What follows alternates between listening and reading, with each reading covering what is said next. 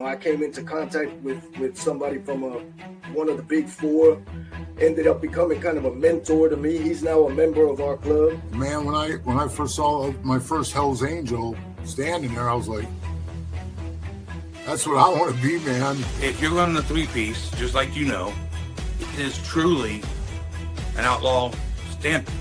Doesn't make you a one percenter, but it makes you an outlaw. This is what I believe in, you know, and it was awesome to see that my brothers believed in me. It's the wolf leading the sheep, man. You know, the sheep need to open their eyes because they about to walk off the cliff where the whole other pack of wolves are at the bottom. If you were getting your lunch money taken before you put them rags on, if they catch you by yourself, they're going to take your lunch money again. I try to be around the guys and hang out with them as much as possible and get to know them, because that's really what it's about. 17 defendants were indicted last month. Charged with attempted murder and assault with a deadly weapon. They are charged in an attack. It's possible that the attack was triggered because one of them dared to talk to one of the girlfriends of these members. Welcome to this episode of Chatting with Stacks. I'm your host, Bill Stacks, and today I got Thomas Vestergaard. They choose him as a president, and then I called the European. There's a lot of titles here because I don't want to say any names, of course. The European president. I call him up again and say, "What's now? It's done. He's out. Am I coming back?" He says, "No, it's not my problem anymore. You have to talk to the new president of your chapter, of my former chapter. But you're not in bad standing anymore." So, okay, I'll take that one. And I contact the president, and he said, "No, because of your past history with sex abuse, with sex addiction, not abuse. I never done anything illegal. And because of what happened with the former president, we don't want you back." Wow. And because of everything that was going on, and they didn't want to lose any more members because it cost money. Yeah. So they would rather keep the 15 members that were left and then say goodbye to me than have me back and probably lose some more members because of it. Now, at this point in your life, are you thinking about starting your own club? Not at this point at all. At this point, I actually started. I have to tell it from the beginning. I was very mad. Because I have been in recovery for 3 years at this, 5 years at this point, and I had this bad experience. So I was mad. I was mad at God. I was mad at my brothers and family. I was mad at everybody, and I was just staying at home. And I was trying to find my way back to normal life again. So I started hanging out with my ex-wife, and I told her I'm just gonna sell my bike. I don't ever want to be in a club anymore. I think it sucks. They're all assholes. But she said, I understand what happened, but if you do this, if you sell your bike, they're gonna win. So if you want to sell your bike, that's okay. I understand, but wait a year.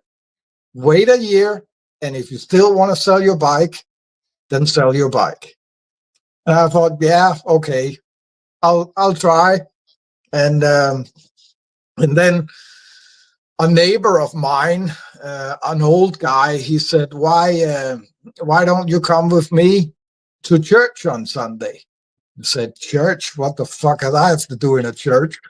I don't belong there. But he he asked a couple of times, and one day I didn't have anything to do, and then just sit at home feeling sorry for myself. Yeah. Then and I say, okay, I can go with you to church. And there was this guy, a former addict, go figure, talking about the Bible and everything. And I'm sitting here with all my prejudice and listening to this guy. And one sentence he said, he said it's, what was it he said? He said, it's, don't take the Bible so serious because it's only written by humans. And I just sit there listening and said, wow, that's actually something I can use, because before times I was always using the Mein Kampf as a reference to how I wanted to live, and everybody who didn't live like that were just, they weren't worth anything, and I didn't want to start up a new life with a new book called the Bible, starting judging every people around me one more time. So that was kind of the sermon that kind of changed my way of looking at Christianity.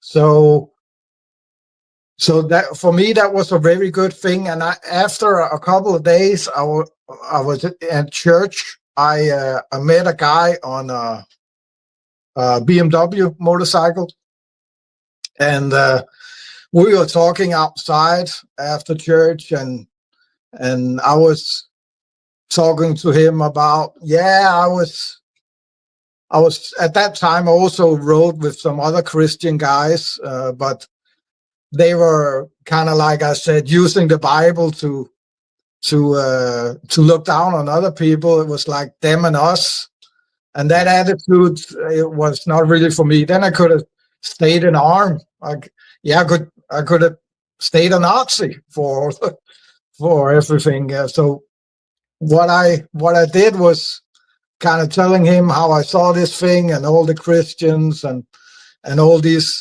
bad clubs and groups I was with in my past. And he says, why don't you start your own club? I have a motorcycle, I can ride with you.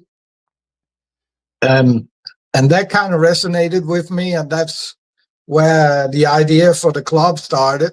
I borrowed some bylaws from an old club, and I changed the laws to fit what I wanted, and I put it on the table for this Christian guy and three other guys I knew.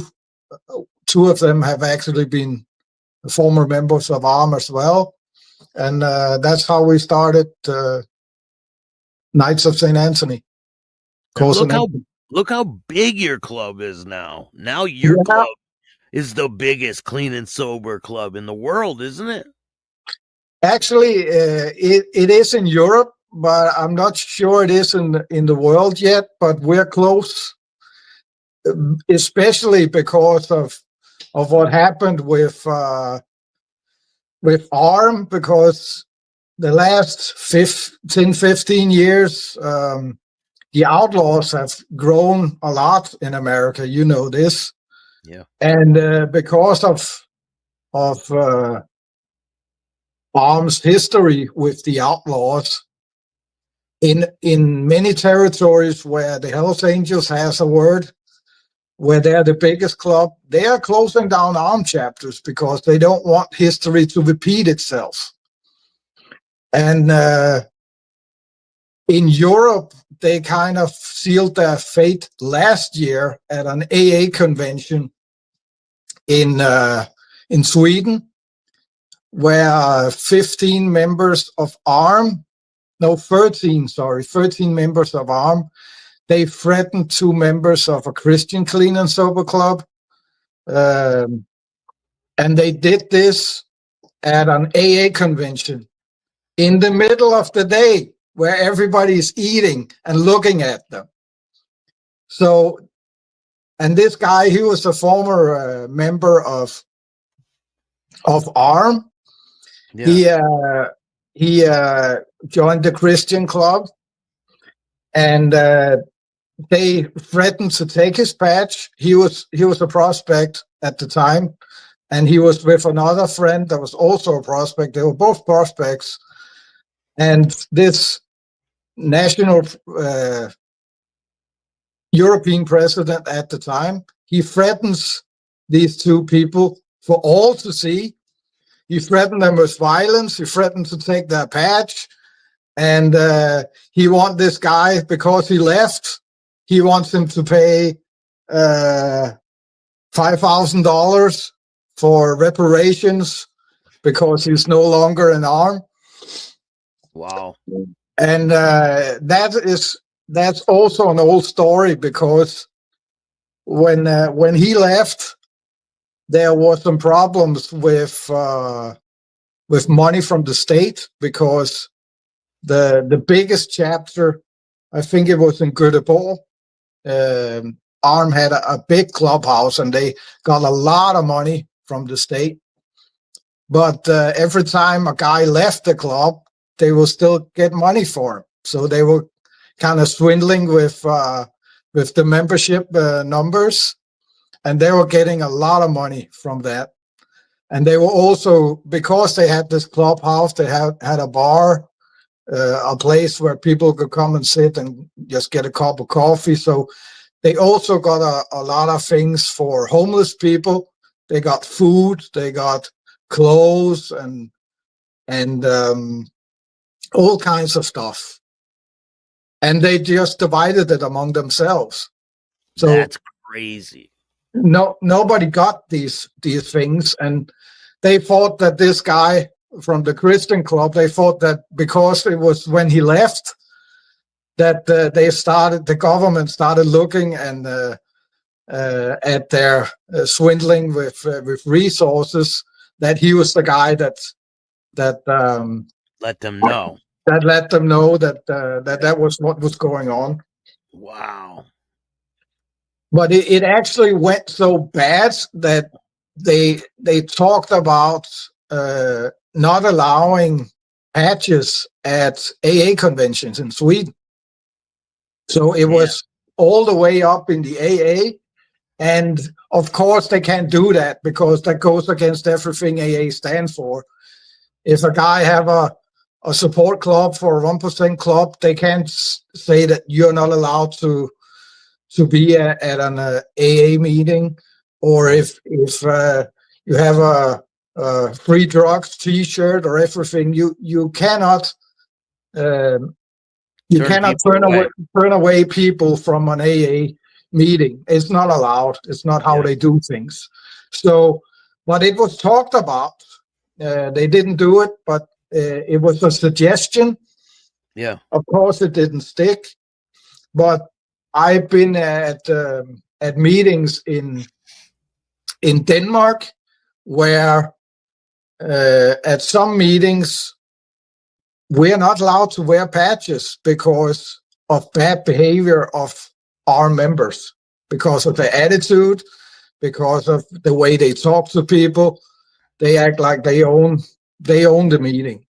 So I actually had a prospect. He was freaked out about it. He went to a meeting in his local meeting with his new coat on, and two big guys with tattoos all over the place stopped him at the entrance to the AA meeting and said, "What's that patch you have on?"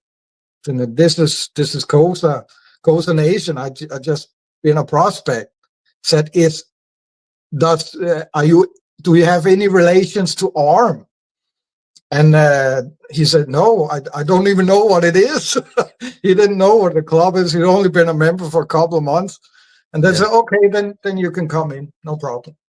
Yeah. So it's very bad. And there was also an incident in Roskilde at an, I think that was an NA meeting, Narcotics Anonymous, where a member of ARM is the head of the meeting, Yeah. And there's a woman, there is a AA member that wants to go to a meeting, and she starts speaking about her problems and abuse and everything, and he stops her in the middle of her speech and throws her out of the meeting because you're an alcoholic, you're not allowed to be here. So actually what happens afterward was that the NA, the top of the NA in Denmark, they actually went and closed the meeting down because of it. Yeah, you can't do that type of stuff. No, it's the only time I've seen them throw people out of AA meetings or NA meetings is when they're totally inebriated on alcohol or drugs, and they're like really over the edge, messed up, and then I've seen them escort people out. Like, you can't be here like that. No. That's the only time I've ever seen people get booted out. I've seen people pretty messed up. Like, let's take a quick. Yeah. So they're having a lot of problems out there with this arm. And what do you think their future looks like? Yeah, just to finish what we were talking about in AA and other 12-step programs, everyone is welcome as long as you have a wish that you want to be clean and sober. Then you're welcome. Yeah. You don't necessarily have to be, but I've seen a lot of people come drunk to NA or AA meetings, but they always told you can sit, you can listen, but you're not allowed to talk because you're intoxicated. So as long as you have a wish of becoming sober, you are allowed to be there. Yeah, a desire. Yeah, of course. So, but yeah, I don't really, I don't think there's much future in it, because what happened, because of what happened last year, I was at the same AA convention this year, and I found out that the